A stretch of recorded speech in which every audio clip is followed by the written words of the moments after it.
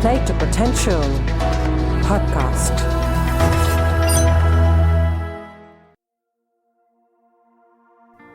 Hello and welcome to the 14th conversation at the Play to Potential podcast series. I'm Raman, the creator and curator of this series of conversations. I'm an executive coach and do work in the space of leadership development, but with a focus on leadership transitions, both in the context of companies and careers. My objective from this podcast is to have learning conversations with a range of leaders and share those curated insights with you. And the topics in the podcast range across leadership, transitions, and careers. This time I'm excited to be talking to Dr. Pramath Sinha. Pramath has a BTech from IIT Kanpur and a PhD from UPenn. He subsequently joined McKinsey and was with them for about 13 years. He was the founding dean at the Indian School of Business, ISB, in Hyderabad, where he is now a board member. He's subsequently been instrumental in setting up Ashoka University, a liberal arts university that aims to be at par with the best in the world, and Vedika Scholars Program for Women, a unique alternative to MBA to prepare women leaders for the future. Today, his portfolio of work includes helping people set up institutions of excellence, includes consulting work with the Albright Stonebridge Group, and some board positions. In our conversation, we spoke about a range of topics, including his thoughts on a career in consulting, transitioning out of consulting and the pitfalls there, entrepreneurship, how he thinks about leadership of the future and the link with education, and much, much more. Without further ado, over to the conversation. Pramath, thank you for your time. Excited to be talking to you at this wonderful ISB Mohali campus. Thanks for hosting us at the McKinsey offsite. Not at all. Glad you guys are having fun. Yeah, and it sort of sets a nice setting for a hopefully reflective conversation. So look forward to this. Sure. Maybe a good place to start, Pramath, might be to really say you wear multiple hats. If you had to sort of talk about the pie chart of the different things you do, give us an insight into what that looks like. So at this point in my life, I think there are three kind of legs to what I do. Mm-hmm. One is that I'm an entrepreneur and I started something called 9.9 Media a few years ago. And that takes up some of my time, and we continue to operate in the specialist media space where we have some very prominent brands like Digit, mm-hmm. CIO and Leader, IT Next, CFO India. I think our business is really focused around those four brands. And so I continue to do that. My second leg is some interesting consulting work that I continue to do, which a lot of people here don't know about because my clients are generally multinationals. Uh-huh.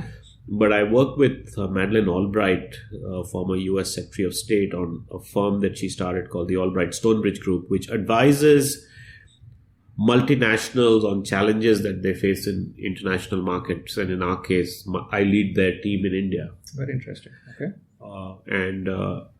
On the face of it is consulting, but it's very different from the typical McKinsey consulting, where it's really at the intersection of politics, business, policy, sure. And the social sector. Mm-hmm. And so the problems kind of are very multidimensional, and the solutions are not obvious. Right. And it requires multiple stakeholder management and a fairly holistic approach. And there we don't only advise, but we actually execute potential way forward. So that's something that takes up a chunk of my time. And then the final thing is the obvious higher education space where I spend time. There it's really between two sort of sets of things. One is a philanthropic, more volunteer set of things, which includes ISB, the two campuses, Ashoka, and something I started a couple of years ago called the Vedika Scholars Program. But in addition to that, I am now starting to do stuff which is more in helping other people improve or build new institutions. Mm-hmm. And that again is more project management mode of literally going and doing a BOT or becoming a BOT partner for people who already own institutions or want to build institutions to say, given my experience, let me do something for you which is really high quality, either to improve what you have or to build something new. Very interesting. And one thing I'm always curious about is, in your case, you have a portfolio of different things, high impact things you do. How do you think about impact and success? Is there some sort of a yardstick you set for yourself in the context of what you're doing? Yes, I do. I mean, I think these things are also different, that it's hard to say that there's any one yardstick. But I think if I reflect on it, there's always an internal metric and an external metric. I think one thing, and there is a very personal metric, which I'll come to. Mm-hmm. So I think on the external metric, my yardstick is really, a lot of this came out of the McKinsey experience, that are the clients, are the people I'm working with, are the customers or people I'm catering to, high quality people with the right values and right intents that I enjoy working with them. And we have a sort of a mutual respect for each other. Mm-hmm.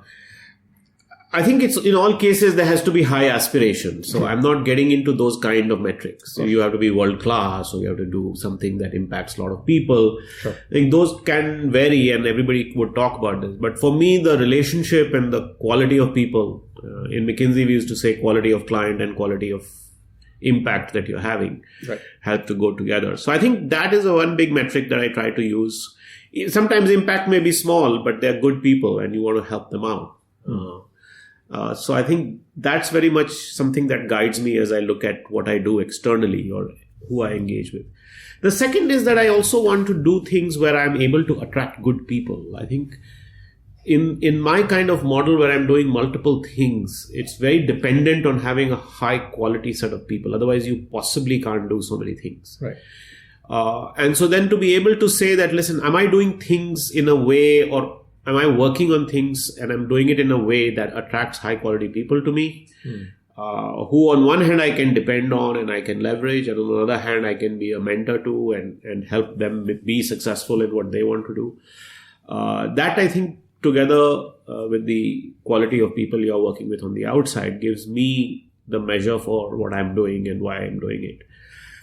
And then finally, it all really comes down, I think, as you grow older in life to, what is the sense of satisfaction and sense of purpose that you draw from these things you do. And on one hand, it may seem that I do a bunch of unrelated things which have a myriad of very different outcomes, problems, context.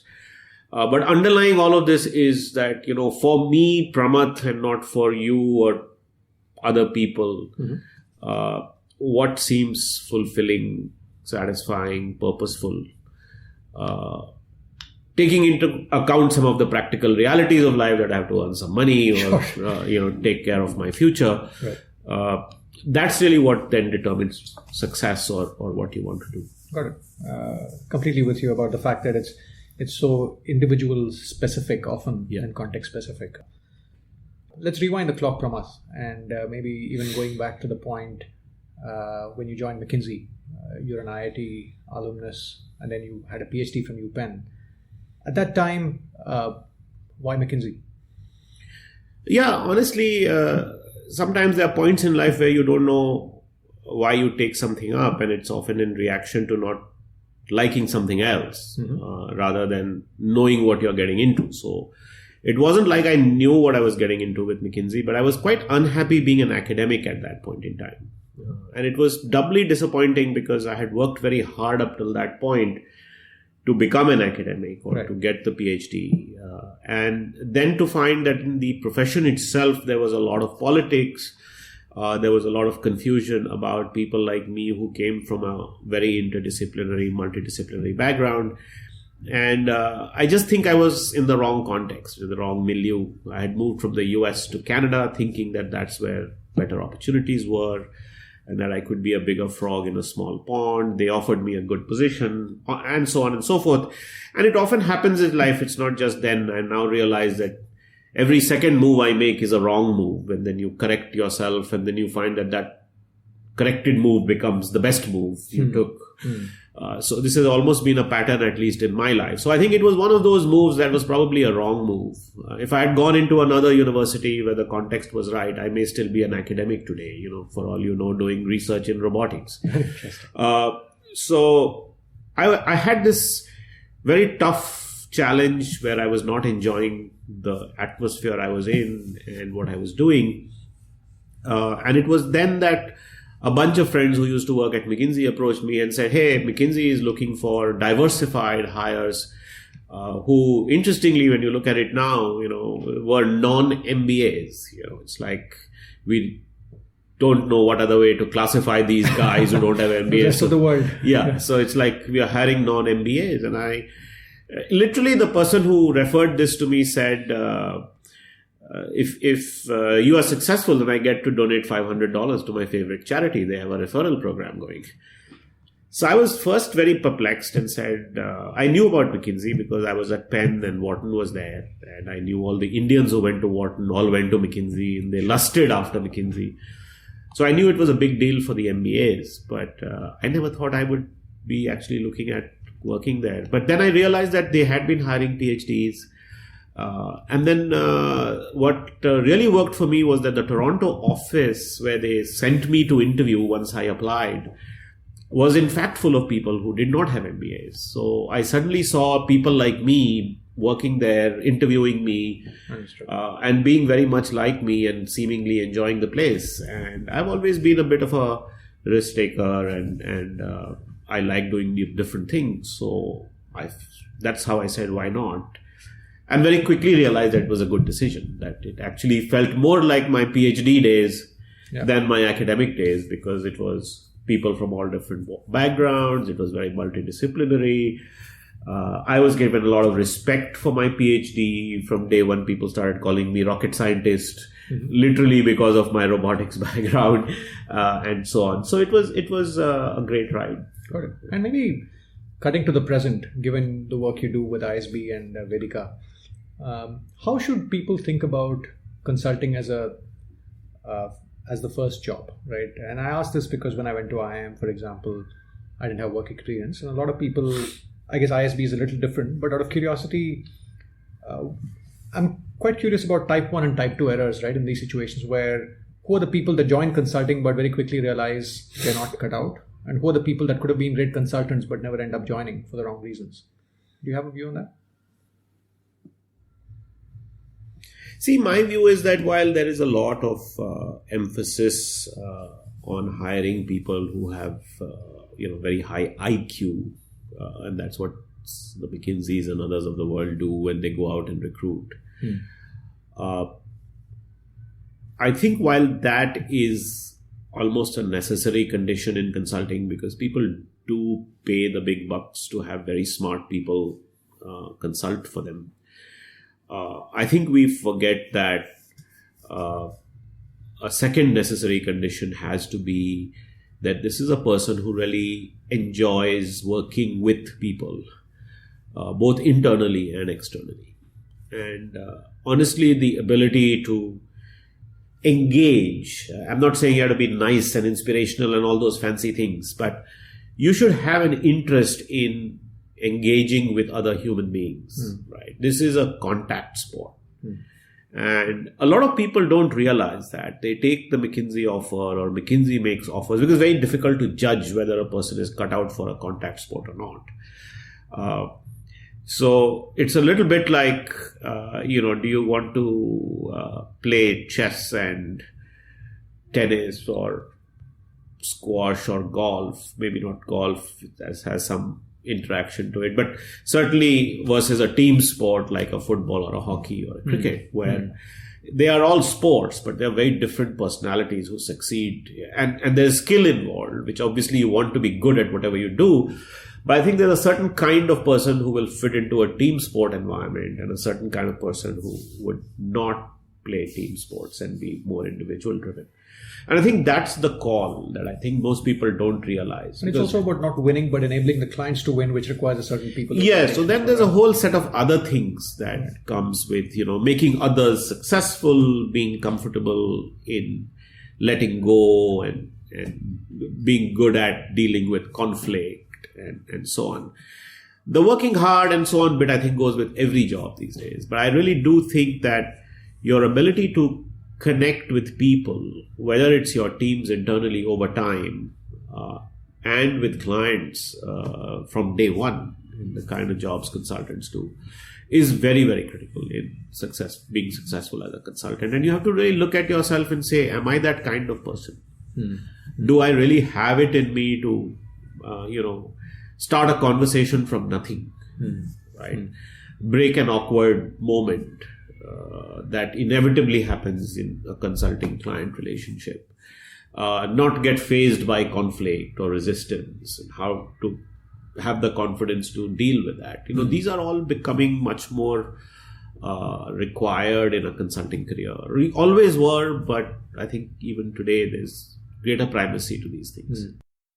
Just picking up consulting as a career, Pramath, again, if I look at people that pass through the hopper all the way to becoming directors, senior directors, and having long tenures in the firm, that ends up being a small minority in a lot of other situations. But consulting of all other professions often ends up being a means to an end for a lot of people in terms of being a set of experiences that people leverage in other environments. So I'm always curious about how people should think about transitioning from, let's say, a consulting path forward versus branching off either at a manager level or a partner level or a director level. Given your journey and the journeys of others you've seen through, what are your thoughts on, how people should think about that?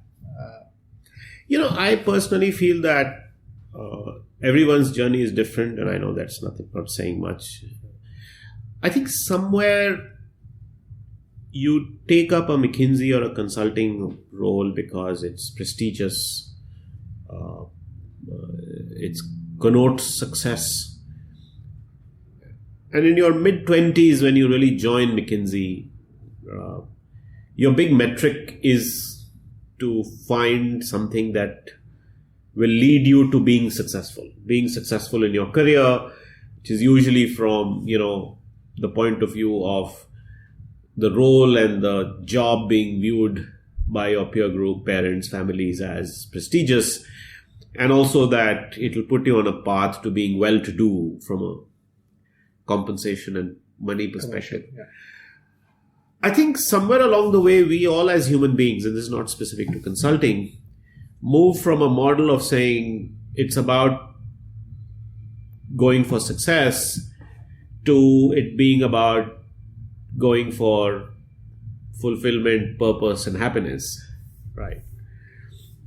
And I should say success versus happiness, but happiness sometimes people think of as a corny thing, but I mean it literally, that this is not the fun and pleasure kind of happiness, it's the satisfaction and purposeful and meaning kind of happiness. Yeah. So I think we all have that in us, but somewhere, there are people who actually shun corporate jobs and go and work in a not-for-profit, or will join a grassroots organization and say, I want to live my life that way. Sure. Some of us don't take that decision early on in life, but as you go through life, you start measuring your life, as it were, in terms of not success, but in terms of happiness and in terms of purpose and in terms of fulfillment. And that's when you start asking the question, is this the life for me? And what am I really doing here? Right. Now, at which point you switch really depends on you. For some people, they are so ingrained in it that for them, maybe that is the purpose, maybe that is what gives them happiness.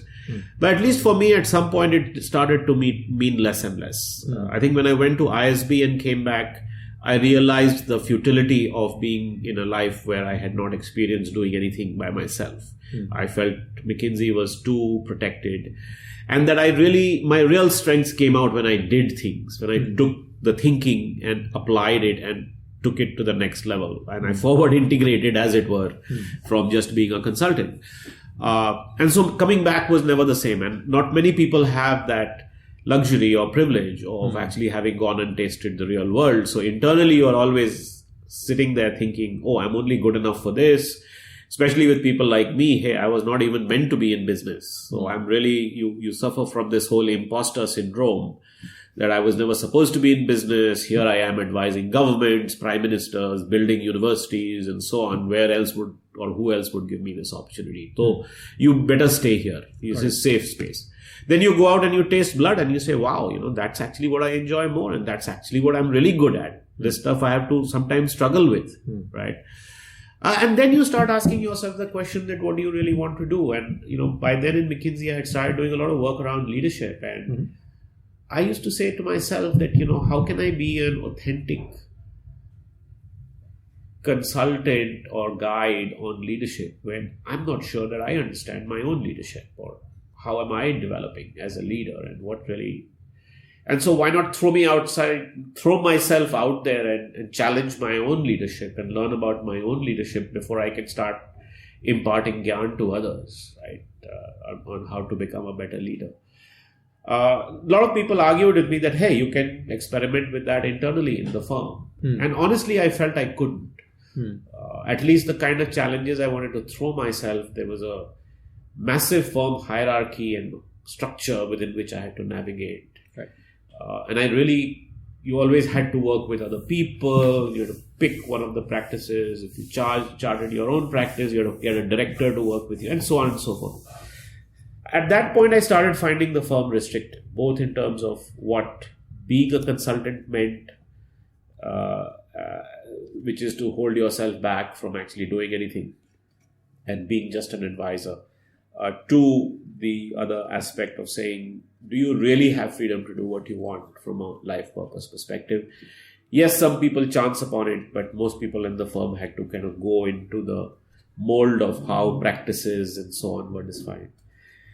So at that point, this whole purpose and meaning thing started to overshadow my perceived happiness or success that I was getting from what I was doing. And that's when I decided to leave. Sure. And Pramath, you spoke about going to ISBs, setting it up, and so on. But one of the pieces I'm curious about is directionally. I think when people reach senior levels in a firm like McKinsey, when you become a director, number one, you're operating in a stratified layer where there aren't that many opportunities that sort of qualify to merit your consideration. And also the stakes become higher. Having built such a precious career, you want to be careful about the next step. What are some of the thoughts on how people should answer the question about where to play next, right? And what are the mistakes you see people make just in getting the direction right? Yeah, I think there is no answer to this. I mean, my view of this is that, what you're looking for when you are looking for something is, again, some combination of predicting that taking on something will lead to success and happiness, or happiness and success. And to me, it's a mug's game. I mean, you have, it's very difficult to predict whether something will work or not. And so you almost have to go in there thinking, hey, this is not my last job. Right? I'm making an informed judgment.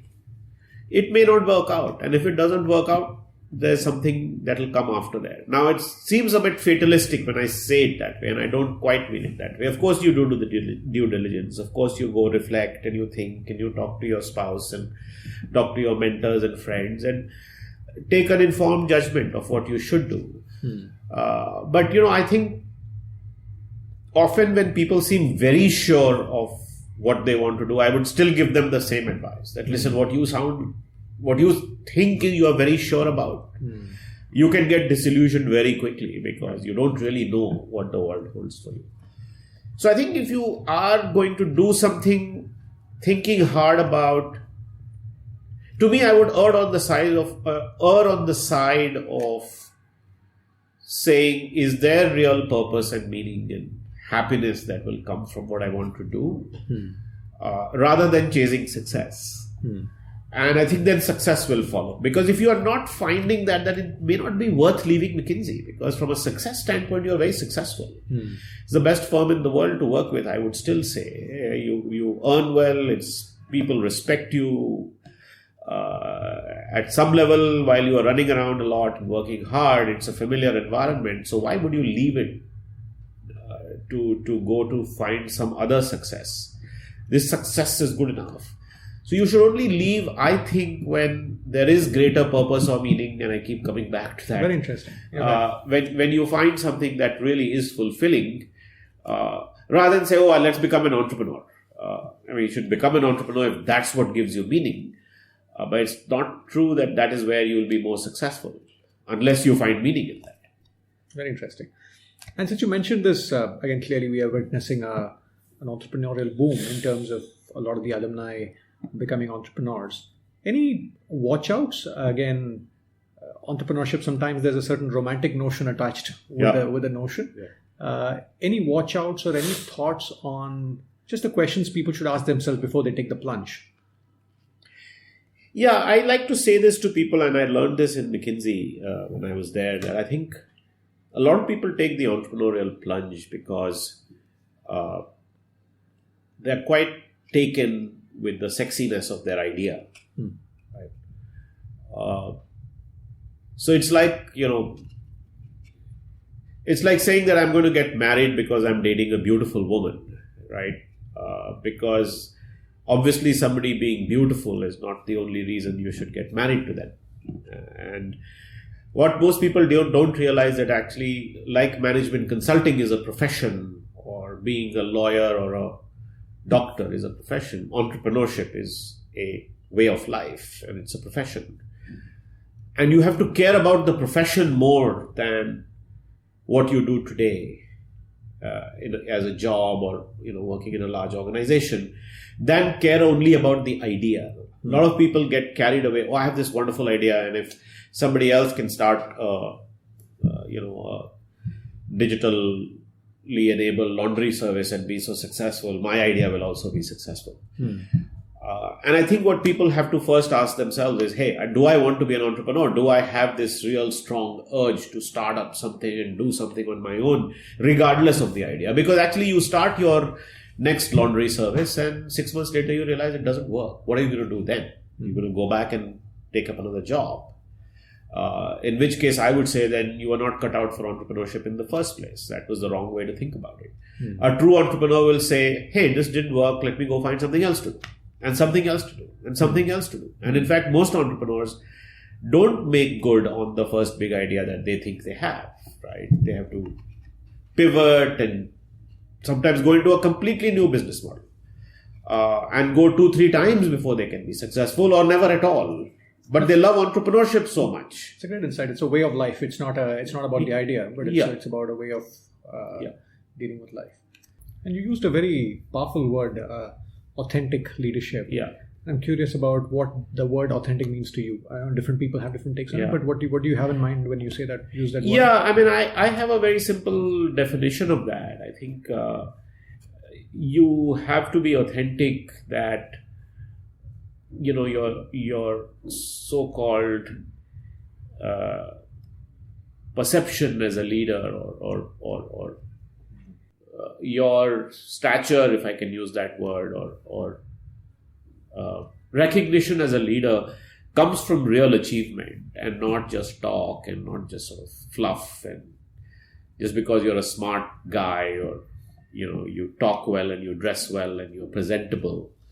And there are too many such people floating around. I think the question is, what have you got to really show for your so-called leadership?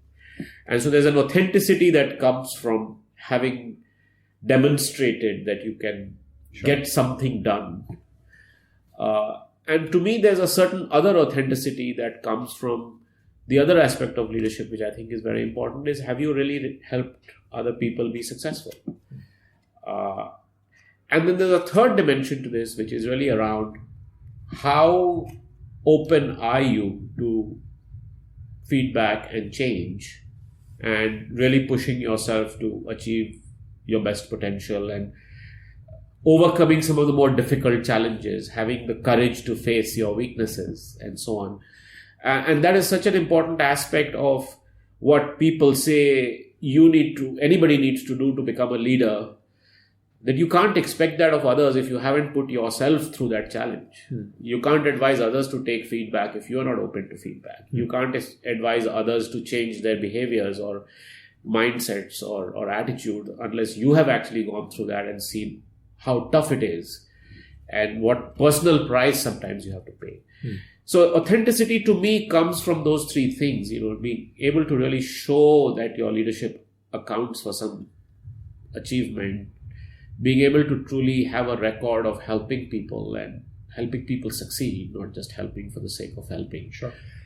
And then becoming better leaders. And finally, having the personal life experience that you can relate to when you're teaching somebody or helping somebody or guiding or coaching them, without which it is bookish. I mean, that person can read it somewhere or watch a TED talk and do something with it. I want to move to a different track, Pramath. You've spoken about the different things you do, the 9.9 Media, the consulting with Madeleine Albright and the institutes, and at McKinsey. I'm curious about how you think about leadership in these different environments. Personally speaking, how do you flex your style, if you will, for you to operate effectively in these environments? Yeah, I mean, I haven't given that much thought. In fact, I feel that I have a fairly simple way of looking at leadership, which in fact works in all these environments. Mm-hmm. So call it sort of my naivety about this or simple-mindedness about it. But to me, there is actually a general theory that I'm applying to these. Sure. And it goes back to your question about authenticity. I think leadership, at the end of the day, really amounts to these three things. Number one, how do you deliver breakthrough, disruptive performance each time, as many times as you can? You can't do it each time, is what I have found, but at least you can aim to do it each time. And to say there's a normal level of performance that everybody has to deliver, is expected to deliver, but can I do something that is a breakthrough or disruptive? And unless you do that, to me, that's a necessary condition. You can have all the other conditions I'm going to talk about, but without this, you can't be considered to be a leader, or somebody who aspires to be a leader has to keep this in mind. I think the second thing is what I said earlier again, was about the ability to inspire other people to achieve their full potential, for them to become leaders, for them to be the best they can be. And so how can you help other people succeed is a great hallmark that you need to have as a leader. But you can't just do that, because you just do that and not achieve some results, then it's a nice to have trait. And then finally, this trait of people's ability to take feedback, read their sort of performance on those two dimensions and say, how do I need to constantly change, evolve? That's where actually the question of, adapting your style or looking at leadership contextually comes into play, because you may need to be a different kind of a leader in a different situation. Your strengths, your weaknesses, and your gaps may play up very differently. So the ability to see that you are not meant for every situation, and different situations require different styles of your own leadership becomes very important on that dimension. So these three dimensions of breakthrough performance, making others successful, an obsession with personal growth and personal leadership, or leading yourself, is really sort of the three dimensions that I see of leadership. So when I'm assessing somebody, whether it's an interview, whether it's a performance review, or whether it is somebody I'm looking up to as a mentor, or judging whether they are worth emulating, these are the three things I'm looking for. What has this person really delivered? What is their track record of helping and getting other people to succeed? And finally, what is the evidence that they have actually done something about themselves, which is different and path-breaking relative to others? Now, if you have these three ingredients, I think these three ingredients don't change very much between... Yeah, context agnostic. Between different situations.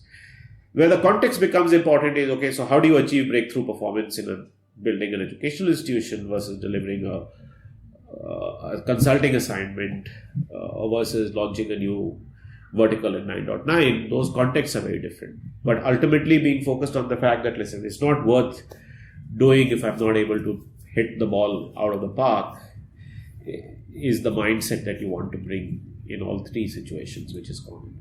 Just a related point, Pramath. Once again, in a lot of ways, people, when we move from consulting to other roles, I'm always curious about, often the recruitment decision is made based on what the person has.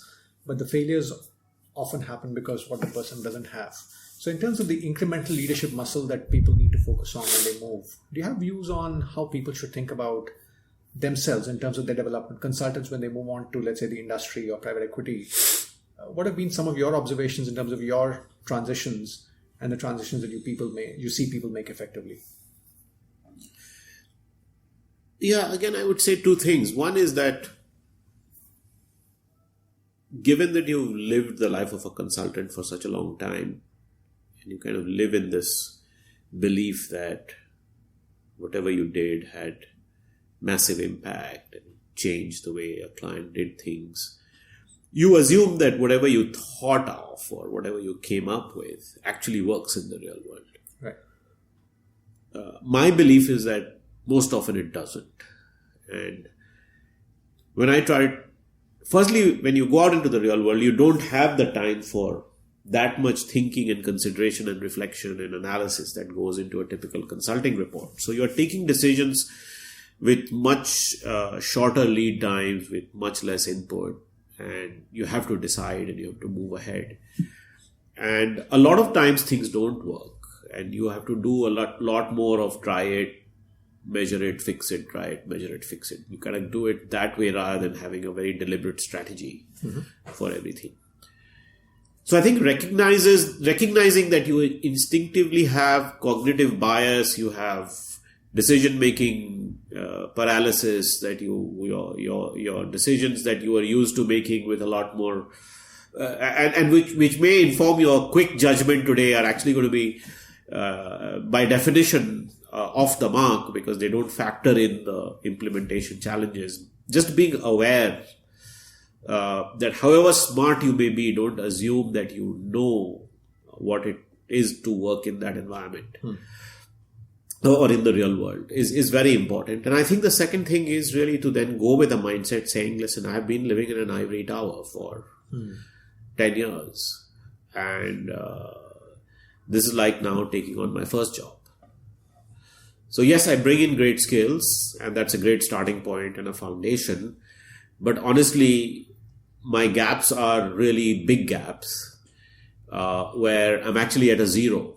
It's not like I've got some partial information. I assume that, I don't know this at all because of the protected environment I've been in. And therefore being, again, very open to saying, how do I learn? Giving yourself time to learn.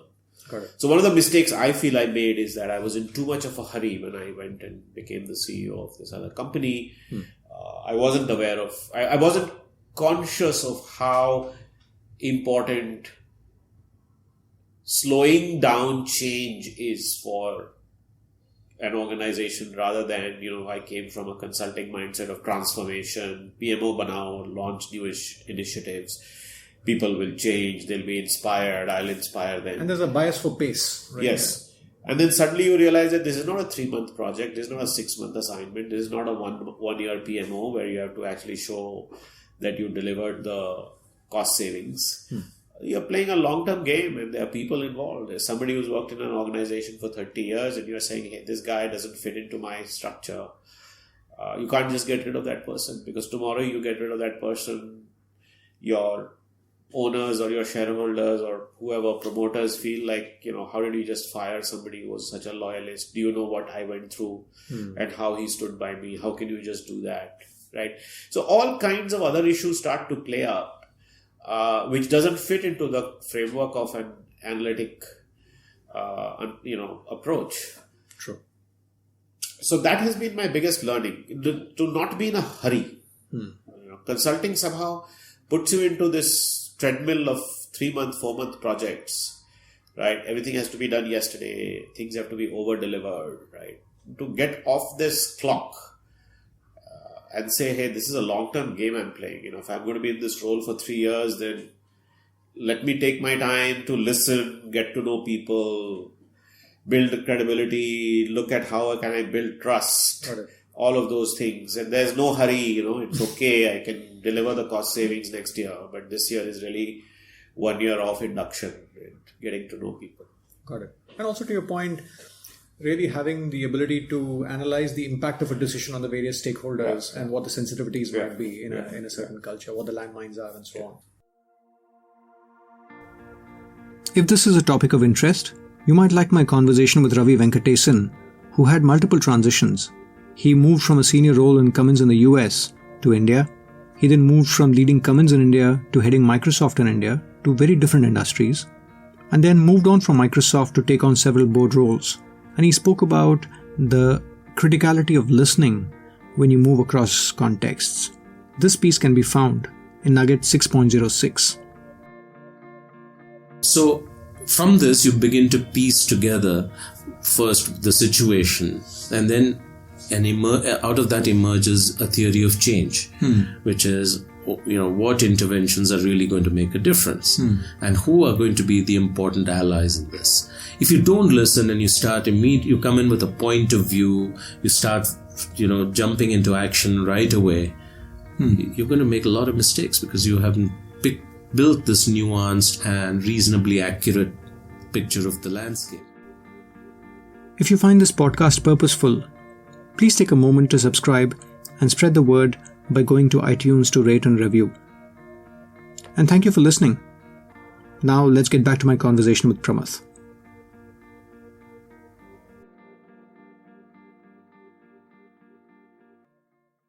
Changing tack, Pramath, I want to talk about women leaders. If we looked at just sort of women growing all the way to become leaders, I'd be curious on your take on where you see the bottlenecks. What are if we had to sort of really say, what are the 3-4 things that need to be debottlenecked in that pipeline for us to have more leaders flowing through?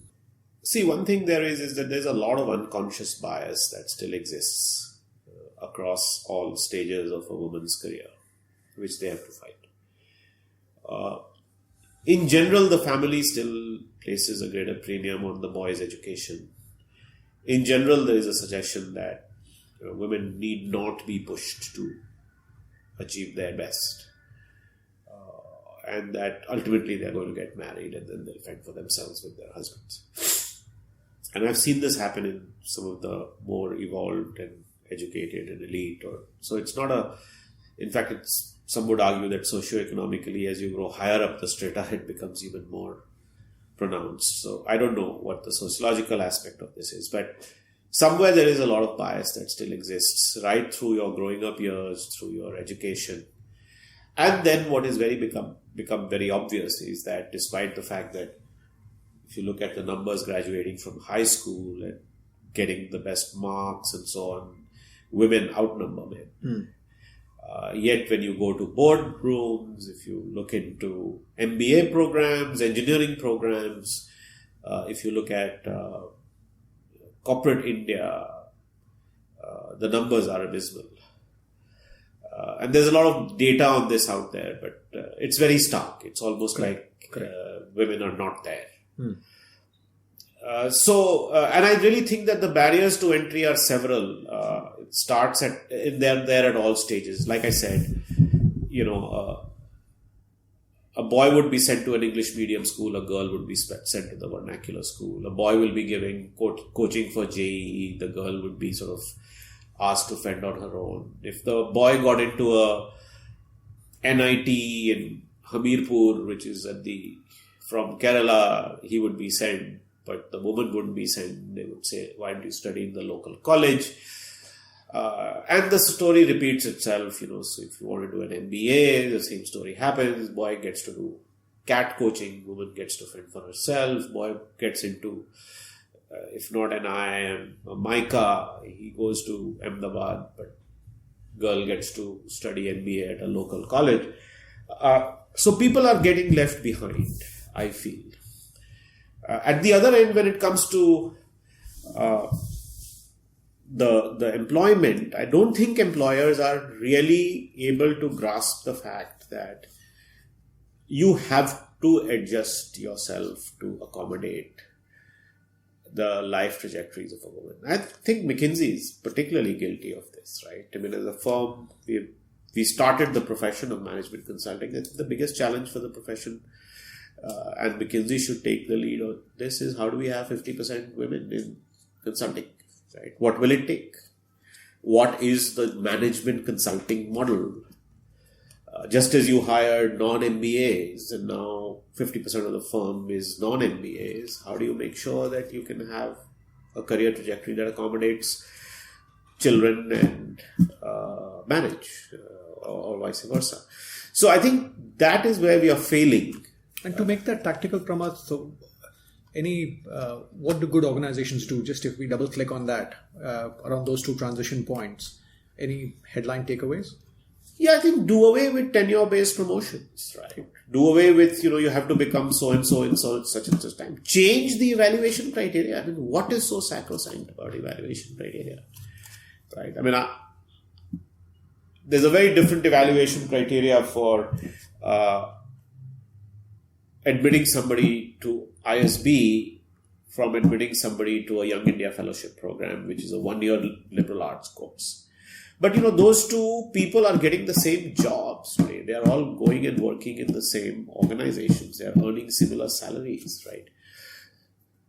So you can see that using two very different criteria, you're producing the same output. You're getting the same product, or at least the market is valuing the product in the same way. They're not saying these people are less or more.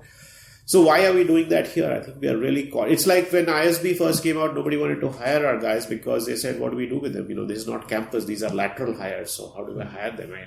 I'm used to hiring MBAs.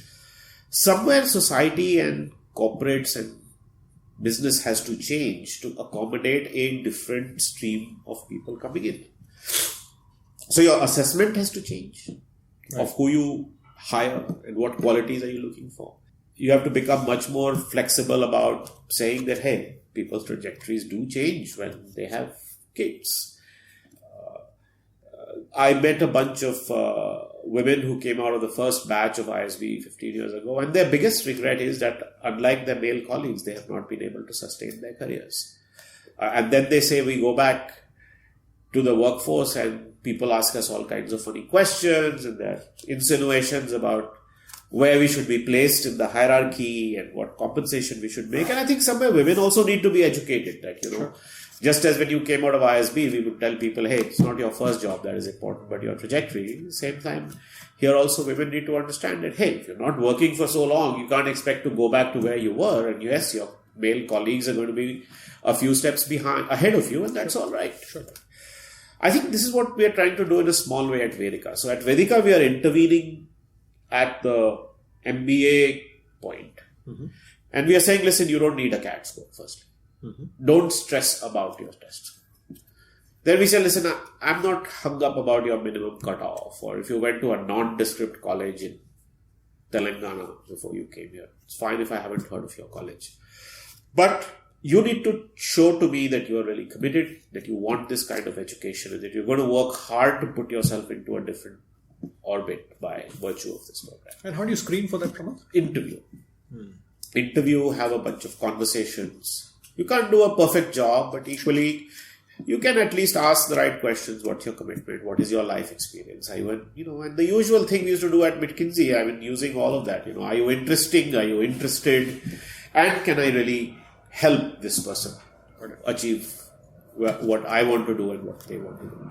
So we use very subjective criteria. We try to make it as objective as possible, but keeping it simple and saying, hey, if this person is enthusiastic and showing commitment, let's take her. Got it. Right.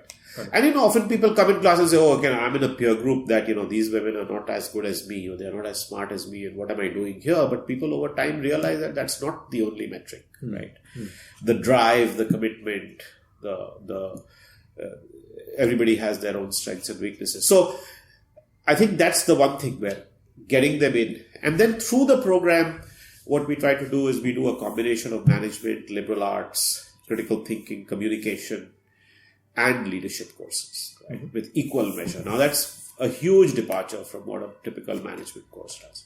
And in the leadership piece, we really give them a lot of exposure to women who are inspiring in terms of the careers they've had, so that these women can have conversations at an early stage about what they could be up against as they went forward.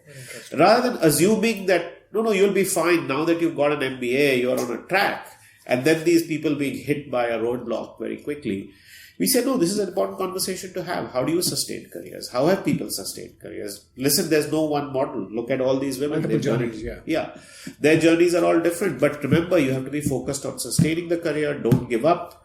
It's not worth giving up. And so on. So instill a confidence in them that, listen, yes, it's going to be difficult. Yes, I'm going to get married. Yes, I'm going to have kids. But other people have done it. I can also do it. Here's some ways to think about it. And plan for it rather than sort of let it happen to you. Got it. If this topic is of interest, you might want to tune into my next podcast conversation with Vedika Bhandarkar. At this stage, I must say that the name Vedika is just a random coincidence, given that we just spoke about the Vedika Scholars program that Pramath has started. She's one of the several women leaders who've come from ICICI Bank. She headed Credit Suisse in India before moving to the social impact world, and she now heads Water.org in India. Water.org empowers families with access to safe water and sanitation through affordable financing. Now, back to the podcast chat with Pramath. Pramath, picking up from some of the stuff you've discussed, you're a person who has a unique insight at two different levels. One is at the education level, when people are graduating, and then at the leadership level, given the work you do. Given the changes that are happening in the education system and in the world of leadership, I'd be curious to know how people should think about educational choices. In a way, at Ashoka, you have an insight into liberal arts, women's education. At ISB, you have an insight into B School. And I'm curious about 2 or 3 trends we are seeing, Pramath. One is, the timing of education. Earlier, it was sort of study, work, retire. It was very distinct. But now, clearly, it seems education and learning is more of a journey than a one-off. Second, when I look at the nature of education, it seems to be unbundled from clunky degrees to, bespoke courses people can configure along the way. So how should somebody in the 10th, 11th, or 12th think about direction? And how should people think about it as they go through the journey?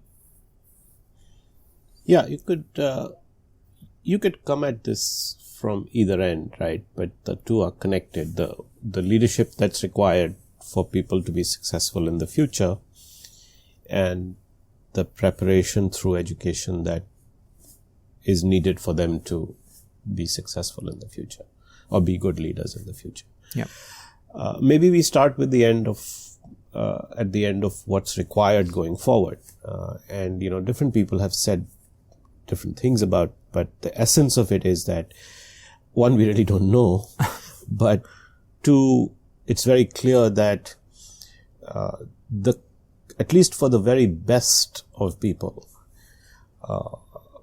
the challenges that they are going to face are going to be fairly ambiguous, and it's not going to be solvable, as it were, with just taking one approach. Yeah.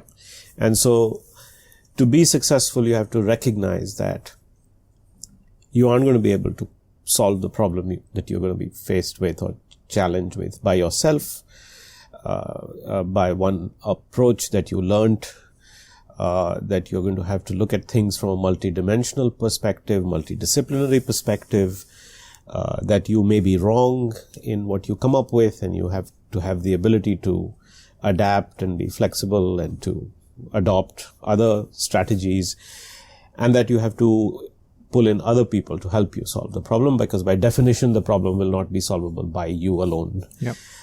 And in very short order, you will have to very quickly re-educate or educate yourself about the domain that you're getting into, and almost do multiple PhDs throughout your career. And other people say this in another way, which is that, you're not going to have one career, but you're going to have half a dozen careers in your life. Right. And over time, maybe even more as the world changes faster and faster. So the question becomes that with these kinds of problems, with these expectations of a leader tomorrow, with these kinds of career progressions, what do you do by way of education? Yep. So coming back to that end, I think it's you've already alluded to some of that. One is that you have to break away from this obsession about specialization. And this is not to say that specialization is not good, but that specialization and generalization, or breadth and depth, are more relevant.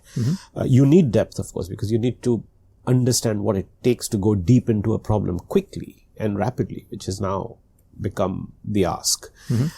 So it's not like we are saying, oh, everybody should be a generalist. Absolutely not. You must know how to specialize, but you must know how to specialize rapidly and have many specializations in your life.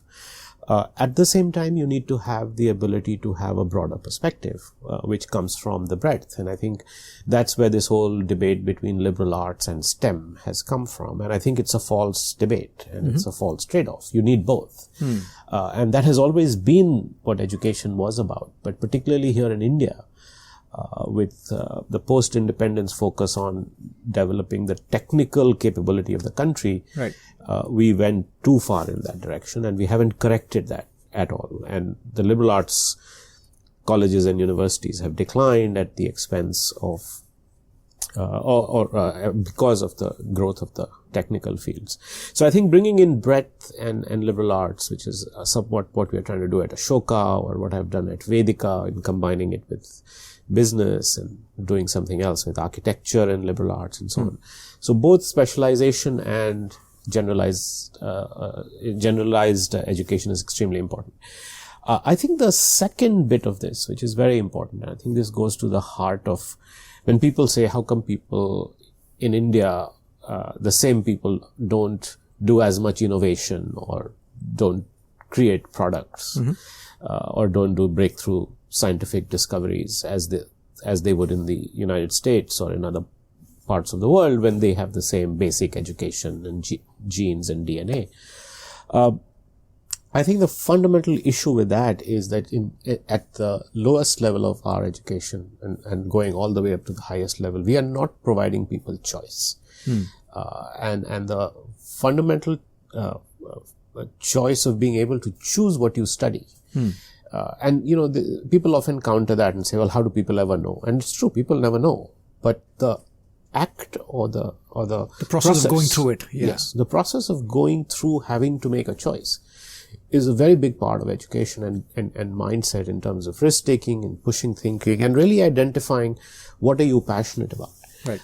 And I for a long time now, I've believed that unless you are happy doing what you're doing or passionate doing what you're doing, you don't have breakthrough performance or breakthrough thinking. So here what has ended up happening is that we are constantly at every stage forcing people to choose based on their performance in an exam, the marks they got, the rank they got, and so on. Moreover, once you choose something, you are stuck. So even if you come to the conclusion that, oh, I chose something that I was perhaps not right about, or didn't really know but now realize is not right, you can't switch. So if you get into a program at an IIT and you're studying metallurgical engineering, which is what I did, and you're hating it, and you can't really do anything about it. Right. The switching costs are high. The switching costs are, it's zero. Infinite. You cannot change. Yeah. Right. So the point is that, you not only do you get stuck, you don't have any flexibility. So this combination of choice and flexibility is really what I think is, along with this point about having breadth along with depth, is really what we need to bring into our education system to allow our young people to prepare for that world we talked about. Got it. And if I were to make this question tactical, if I'm an individual who sort of finished my 10th and I have the universe of options staring at me, law, commerce, finance, engineering, liberal arts, and so on, when people come and ask you the question, are there one or two questions you ask them to reflect on which will help the broad choice? Yes, first thing I do is I ask them to listen to what their children are saying, rather than deciding for them. And that I see is a huge problem, because, I think our parents were much less concerned about what we were doing, even though at that time I think it was very important. It was a bigger deal, possibly. Yeah.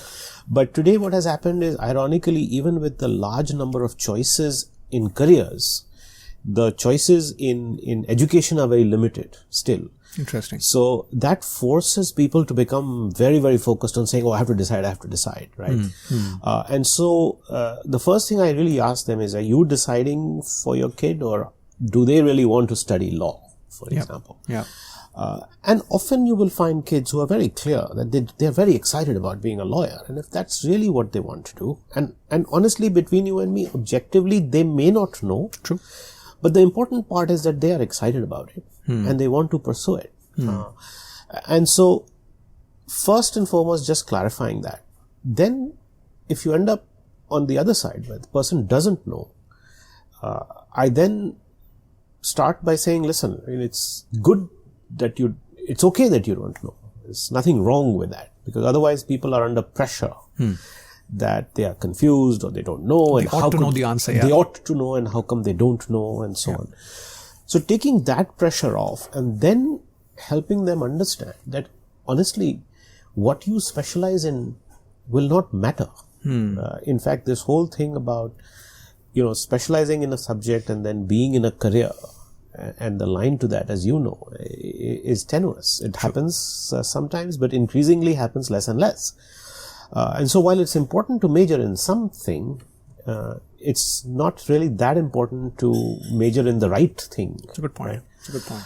And so that kind of releases the tension of a lot of parents and children when they realize, or sometimes they don't, but most of times you can actually show the parents themselves that what they major in and what they're doing now has no connection. It puts the choice in perspective, right? Correct. Yeah. And so that then opens up a whole host of possibilities about what this kid could do. And I think that's when you move to the point of saying, okay, so what are your choices really? Got it.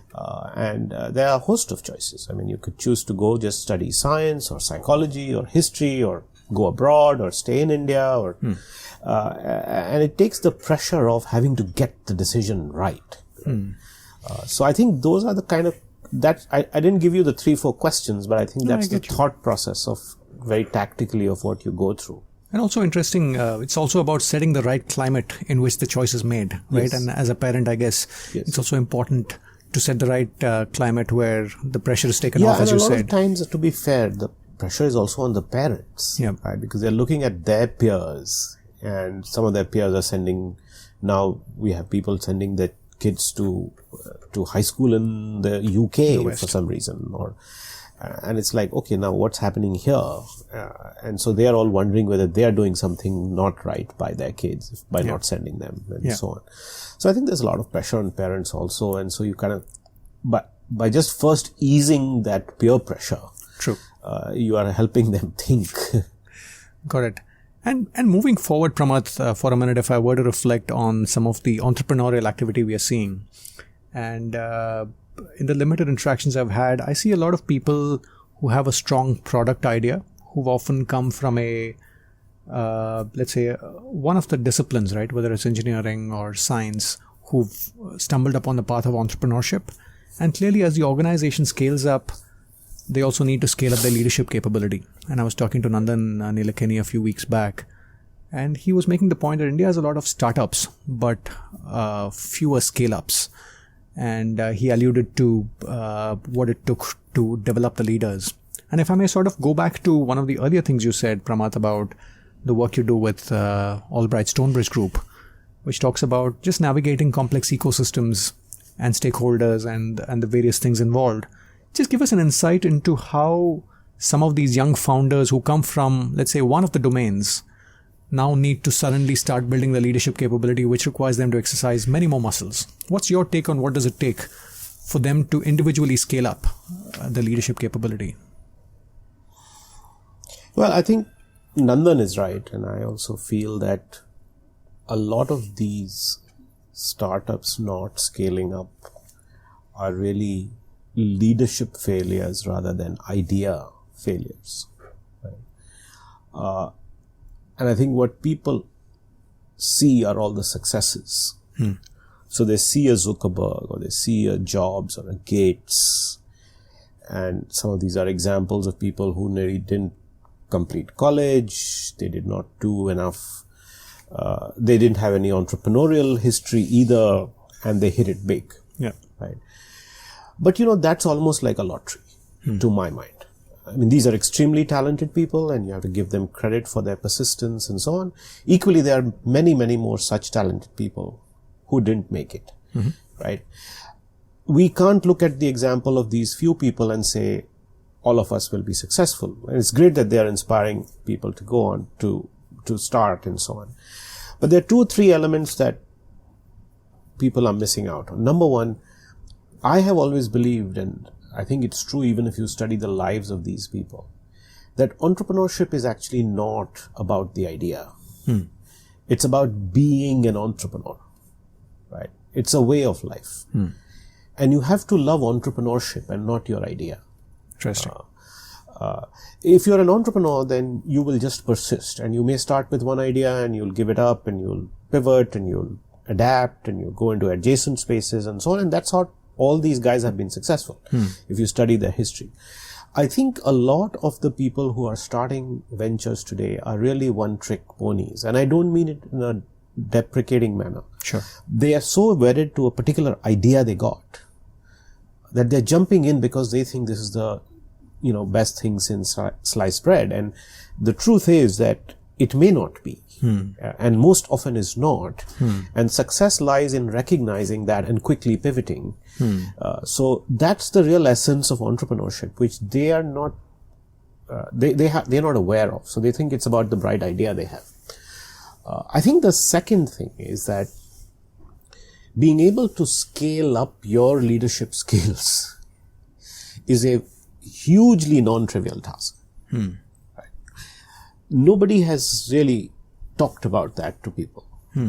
How do you manage just your peers, your top team, people who are more senior than you, more experienced than you, who you inevitably will need to bring in? Your founding team will go away and so on. So these are not the issues that you worry about on day one. So you don't know. And you don't know what you don't know about yourself. Right? True. So that's the other hidden factor that becomes very quickly limiting, where people are not able to retain other people. They don't know how to scale up, even if they have a successful idea.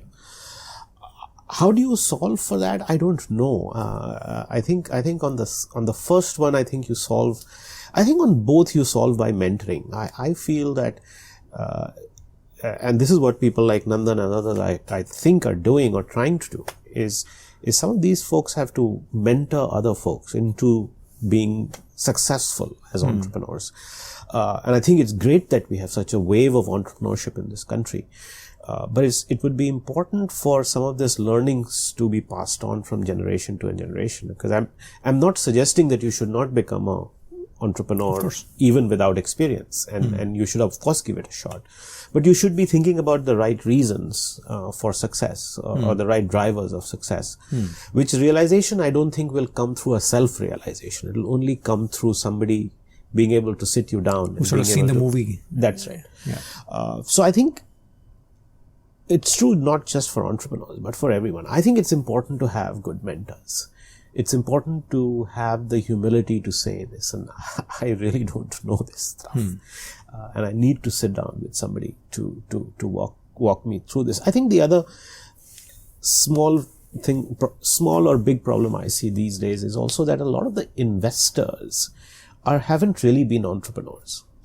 At least I remember I don't know what it's like in the US today, but in the early days in Silicon Valley and so on, the bigger VCs and PE guys had all been entrepreneurs.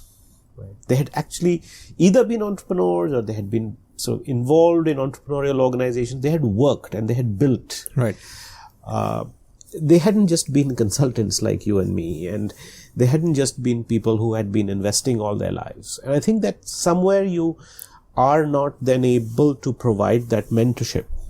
You can bring in the money and the resources and how to scale up and, examples of how to monetize and so on. And I think that's very valuable too.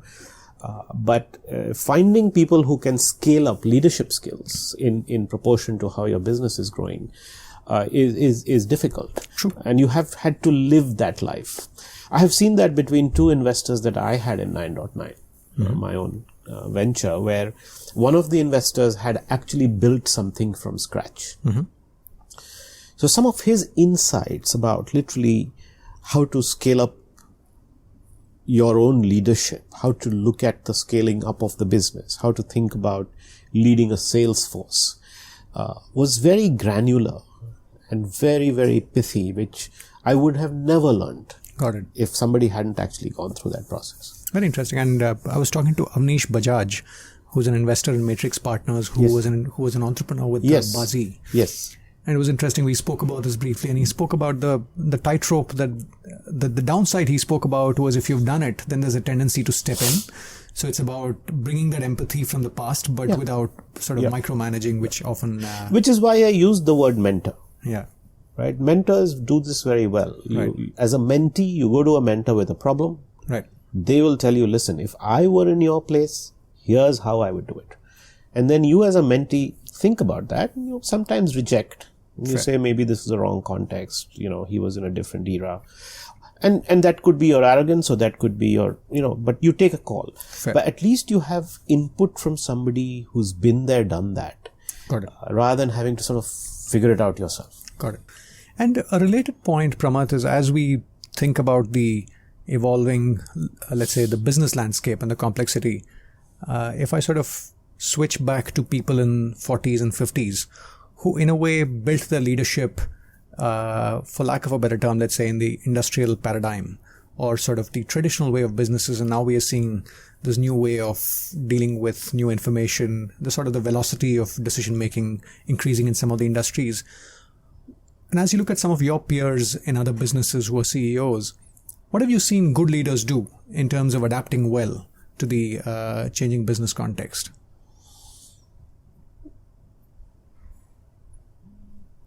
Yeah, I think there's no one example, but I think that the people I have seen be successful are those who are somewhat reflective and introspective about failures and mistakes they made, where they focus a lot on what could be the learnings that they could take forward, and what does that mean for them personally in terms of their own behaviors and attitudes that they have to change. So I have seen some of the most successful people be much more reflective about these things. I think several of them have also then gone on to sort of expose themselves to more and more different situations, either within or in newer opportunities outside of whatever they were doing, because they recognize that multiple experiences make you richer and prepare you better for the future from a learning standpoint. I think several of them are using coaches, executive education programs, doing things with peers that are very focused on professional and personal development. Right. They seem to understand that self-actualization and finding purpose is not something airy-fairy or spiritual only, that it actually directly impacts your success and then satisfaction from what you do. Right. So I think there are a host of these things that I think people are realizing. I think it's tough though, because earlier you didn't need perhaps to do all of this in your work life. You could do a set of things and be very successful and be quite mechanical and industrial about it. Right. And I think in some senses in some contexts you can still do that and be successful. But in most contexts that has completely changed on people. One, the kind of problems you are dealing with. Right. And two, the expectations that your own employees have of you. People want a different kind of workplace. Right. They want a different kind of boss. They feel almost entitled that they should all be very respected. And that whatever they do should inspire them, and that they should be excited by the purposefulness of their work and so on. Right. So creating that kind of environment for wherever you work, and sometimes in very boring, seemingly less exciting environments, is tough as a leader. And how do you do that is a big challenge. And how have you thought about your board of advisors, if I may say? People talk about the personal board of directors that sort of guide you.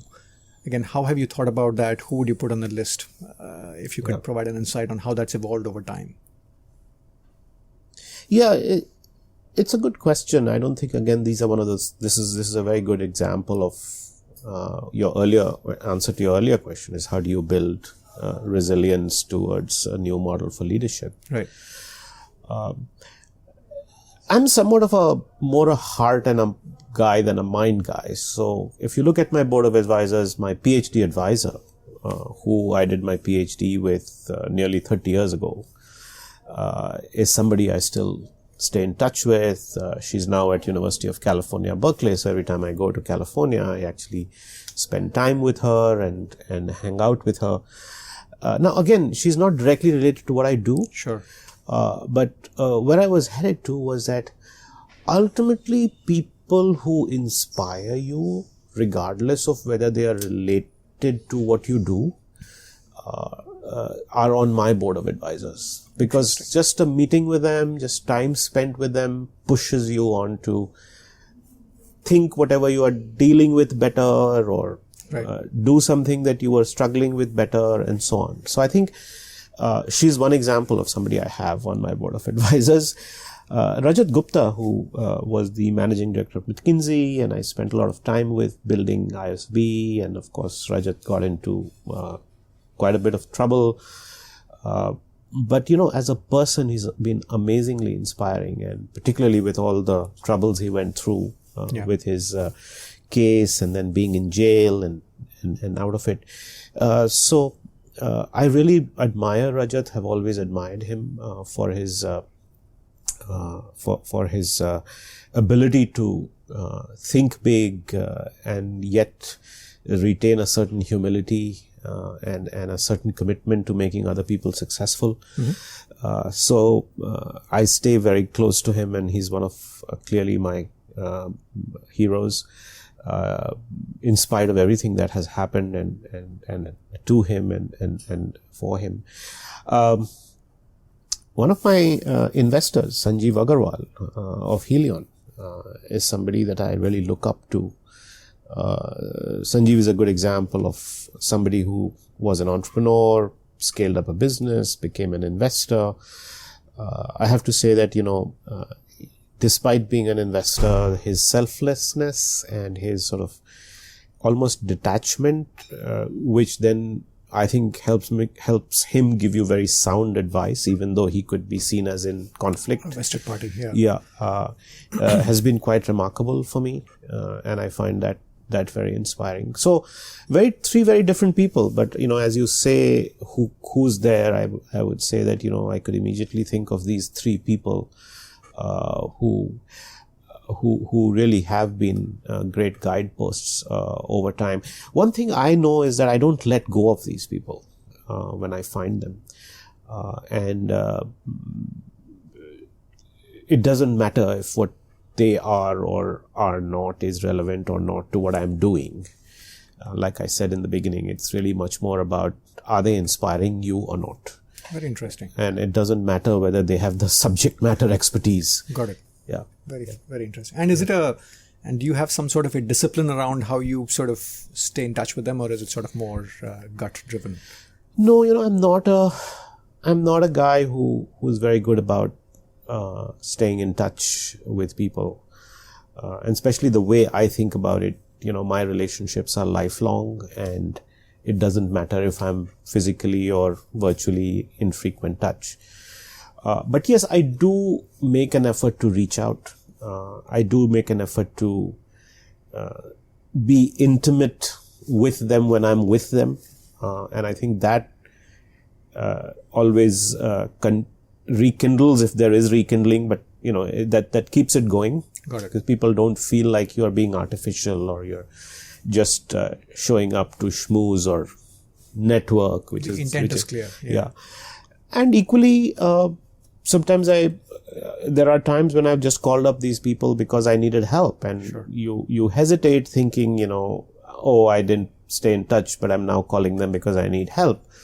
But I think if you do it the right way, and you do it with not a sense of entitlement, but with a genuine need, then if these people were inspirational in the first place, they will rise up to inspire you even more. Got it. Another one of these folks is a McKinsey director, Sun Yat-sen, who was in Singapore, right? He's now in Singapore, retired. Used to be in the Toronto office of McKinsey, and we've had a long relationship. And I remember many times, even in my career, calling him saying, listen, just give me something to do with you. And every time I did that, he would, and that would change my life. And so I think people like that just are there for you, and you kind of know that.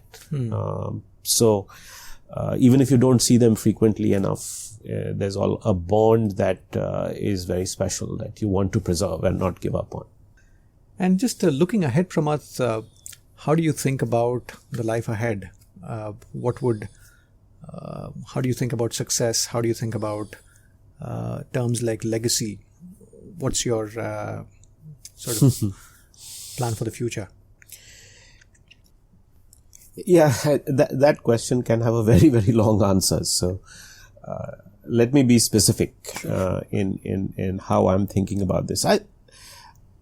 I feel like I've been very lucky to have had the opportunity to build some really lasting institutions, whether it was ISB, now Ashoka. It's the early days for Vedika, but I'm sure that it'll survive and persist and do well. I'm now involved in a couple of new universities, and I think they will get there too. So I have a sense of fulfillment about having made a difference and created some of these things. But as I look out ahead, I feel like if I am, worth what I am, if I can take some credit in building these, then I feel like I need to do something that would impact a much larger section of society. At the end of the day, these are all elite institutions, and they cater to very few. Of course, there's sort of broader impact and knock-on effect and spin-offs and so on. But one is not trying to do ROI calculations. But I'm just saying that if you really wanted to solve for education per se in this country, then the truth is these institutions will help, but the larger scale problem is humongous. And so I'm challenging myself these days to ask, how can the learnings from what I've done be used to leverage to impact a much larger section of society? And eventually, does any of this help me think about effective ways to reach out to people who don't have access to high quality education? And I think there is where my heart ultimately is these days, is pushing myself to think through what can I do that I know from these experiences that can actually impact a much larger section of society. In fact, I'm saying this for the first time on tape or in public, and I do want to not sound pretentious. That I have some very lofty, I don't know the answer, honestly. But this is a very personal thing that I'm kind of holding myself to more than anything else, to say, if I'm really worth my salt, then should I not be able to move the needle on the larger problem than having, created a few examples or islands of excellence. Very interesting. And maybe looking at the rearview mirror, Pramath, given how far you've come, if you had to be immodest for a couple of minutes and really say, these are the reasons why I was able to do these things that I've been able to do, are there 2-3 themes about yourself that you reflect upon which have enabled you to deliver the outcomes and build these institutions? Tough to say, but a few things. I mean, I think my time at McKinsey and my time with Rajat really raised my sights in a way that I don't think was possible. I was this good middle class kid from Patna who was ambitious but didn't quite know what was possible. Didn't know what potentially can be done. So I think that stint at McKinsey and seeing Rajat build these institutions and then him giving me the chance to work alongside on ISB made a huge difference to my raising the sights. I think the second thing is that I think my upbringing in Patna and the school that I went to, and I look at my colleagues from those schools and also IIT Kanpur, I have to say that my school friends and my college friends are all very modest and humble human beings, and they've done amazing stuff. So there was something about the milieu that I was lucky to be part of, where you could have come out with a very strong sense of entitlement or edges or arrogance. But I was never exposed, I never saw that. And I still don't see that in my friends from that time. And I think that has always been at the back of my mind as I have gone off to do stuff. And I'll tell you where it makes a difference, because, you know, you might say, well, that's a very nice thing to say, but that's what everybody says. It's not so unique about your background.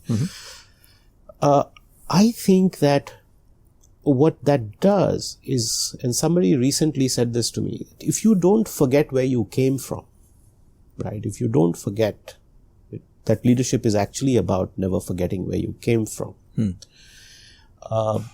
that places in a position where you can really move mountains, because you see how far you've come. And then you say, my God, if that's what I could do in the last 30 years of my life, and if today I have another 20, 25, 30 years, I mean, you never know how many you have, but even if you had another 20, imagine what you could do from here, right? And wouldn't that be exciting? Not because you want to win a award or prove anything to anybody, but just because it's so exciting to see how far you can come, right? So I think that has always driven me more than anything else. My wife often keeps asking me that, why are you running around doing all of this stuff? And do you really need to do it? And sometimes she often asks, couldn't you have just been a partner and director at McKinsey like your friends? Right. And there is nothing wrong with either of those options. Right. But to your question, I think what's driving me is just this excitement of seeing how far you can actually come and what therefore could be possible. Very interesting. Which you don't know. And also going back to one of the earlier things you mentioned, Pramath, authenticity. Somewhere I do think knowing where you came from and sort of ensuring that you're grounded somewhere, I think also I feel that somewhere feels a little more authentic and real when people show up that way. Yeah, and I think you picked up on a very important point, which is actually the closing point I wanted to make on that point, that I think that authenticity allows you to build collaborations in a way that you otherwise wouldn't be able to build, because it naturally allows people to trust you. Right. It enables a huge amount of trust, from young to old to senior to junior to people who are meeting you for the first time. And I think I'm good about using that to my advantage, honestly. And of course, not part of that authenticity is to not just use it for your own personal advantage. but paradox right there, right? Right. Yeah.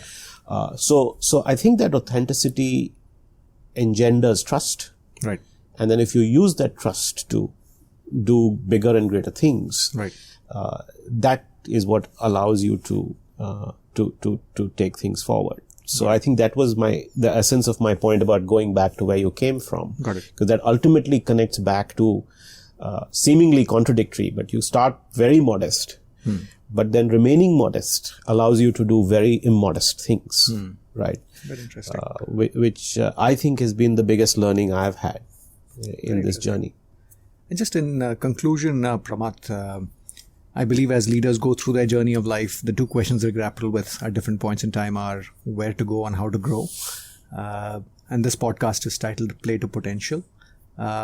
Any summary themes net you want to leave the listeners with for people to play to their potential?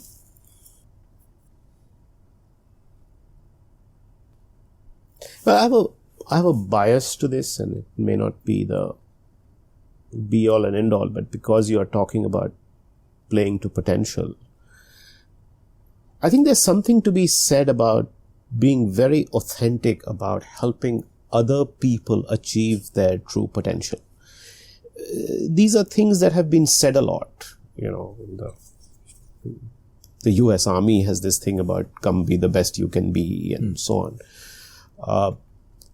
But I think if there's one thing you as a leader could focus on, or you as an individual could focus on in making other people successful, then in the process of doing that, a lot of benefits that flow out of that actually make you successful. It makes you understand yourself better. It makes you figure out your purpose better. It doesn't seem connected because it's like, oh, I'm making somebody else successful.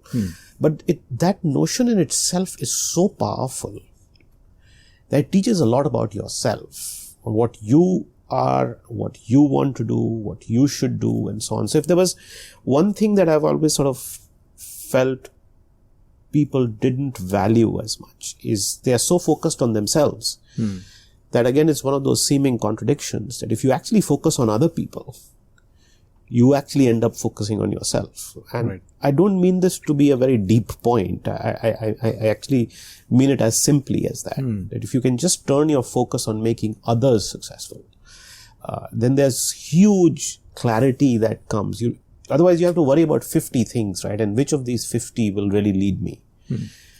So one liberating thought is, hey, don't worry about yourself. Just focus on making other people successful. And through that, a lot of those things that you were supposed to do, or the 49 other things that you were supposed to do, will get done. Got it. So that's the one thing that I think, in summary, would be the big thing that I usually like to impress upon people in different ways. Lovely, but it's been a real delight talking to you, Pramath. Thank you so much for making the time. No, thank you. Thank you. You made me really think hard with all these questions. Really enjoyed the chat. Thank you. Thank you. I hope you enjoyed the podcast conversation. If you found it purposeful, please take a moment to review it on iTunes and share it with people who you think might benefit from this. You can find other conversations at playtopotential.com. But if you want to download the content and listen in an offline mode, let's say during a flight, you could access the content on iTunes, Stitcher, or any of the other popular podcast apps. Just search for Play to Potential when you go to that app. Thank you for listening, and look forward to having you listen into one of the subsequent conversations of the podcast. Bye now.